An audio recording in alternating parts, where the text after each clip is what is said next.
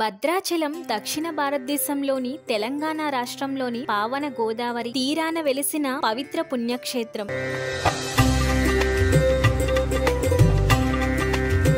మేరువు మేనకల కుమారుడైన భద్రుడు శ్రీరామచంద్రునికి పరమ భక్తవరేణ్యుడు. అతని తపస్సుకు మెచ్చి శ్రీరాముడు అతనికి ఇచ్చిన వరం ప్రకారం సీత, లక్ష్మణ, ఆంజనేయ స్వామి సమేతంగా ఇక్కడ వెలిసారని స్థల పురాణం. ఇక్కడి శ్రీరామచంద్రుణ్ణి భక్తులు ప్రేమగా వైకుంఠ రాముడని, చతుర్భుజ రాముడని, భద్రగిరి నారాయణుడని పిలుస్తారు. క్షేత్ర చరిత్ర స్థల పురాణం. భద్రాచలానికి కేవలం పురాణ ప్రాశస్త్యమే కాదు, ఘనమైన చరిత్ర కూడా ఉంది. భద్రాచలం సమీపంలోని బద్రిరెడ్డిపాలెం గ్రామానికి చెందిన పోకల దమ్మక్క అనే ఆమె భక్తి శ్రద్ధలతో శ్రీరాముడిని కొలుస్తుండే. ఆ మహాభక్తురాలి భక్తికి మెచ్చి ఒక రోజు శ్రీరాముడు ఆమెకు కలలో కనిపించాడట. తాను గతంలో ఇచ్చిన వరం ప్రకారం భద్రగిరిపై ఉన్నానని, నన్ను మిగతా భక్తులు కూడా సేవించి తరించేలా ఏర్పాట్లు చేయండి. ఈ కార్యక్రమంలో నీకు మరో పరమ భక్తుడు సాయంగా నిలుస్తాడు అని ఆదేశించారట. ఆ మేరకు దమ్మక్క గ్రామ పెద్దలందరికీ ఈ విషయం తెలియజేసి భద్రగిరిపైకి వెళ్లి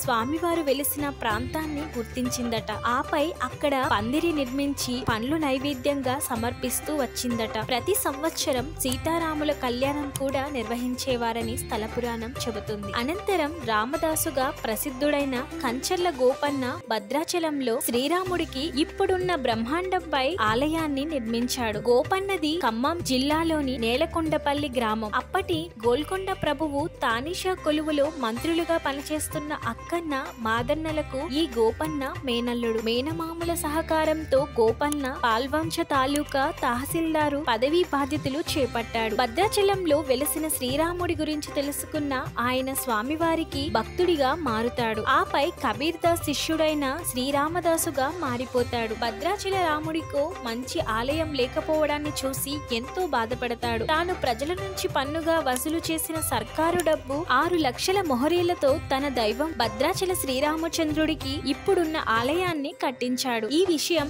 నవాబ్ తానిషాకి ఆగ్రహం కలిగించింది. వెంటనే ప్రభుత్వానికి చెల్లించాల్సిన సొమ్ము జమ చేయాలని ఉత్తర్వులు ఇస్తాడు. సొమ్మంతా భద్రాచలం ఆలయ నిర్మాణానికి వినియోగించా, ఇక నా దగ్గరేమీ మిగల్లేదు ప్రభు అని విన్నవిస్తాడు రామదాసు. దీంతో తానిషా రామదాసును గోల్కొండకు రప్పించి బందీఖానాలో ఖైదు చేయిస్తాడు. 12 ఏళ్ల పాటు రామదాసు ఆ బందీఖానాలో నానా కష్టాలు అనుభవిస్తాడు. ఆయా సందర్భాల్లో అతను భద్రాచల శ్రీరాముడికి తన దుస్థితిని మొరపెట్టుకుంటూ ఆర్తితో ఆలపించిన వందలాది కీర్తనలు ఆ తర్వాత ప్రపంచ విఖ్యాతమయ్యాయి. చివరకు రామదాసు ప్రార్థనలు ఫలించి శ్రీరాముడు స్వయంగా లక్ష్మణ సమేతంగా వచ్చి తానిషాకి బాకీ సొమ్ము 6 లక్షల మొహరీలు చెల్లించి రసీదు తీసుకుని మరీ రామదాసును బందీఖానా నుంచి విముక్తం చేశాడట. ఇప్పటికీ అప్పట్లో శ్రీరామదాసు తన ఆరాధ్య దైవమైన శ్రీరాముడితో పాటు సీత, లక్ష్మణ స్వాములకు చేయించిన పలు ఆభరణాలు, తానిషాకు శ్రీరాముడు స్వయంగా చెల్లించిన బంగారు మొహరీలు, ఉత్సవ సామగ్రి, అప్పటి శాసనాలు, పరికరాలు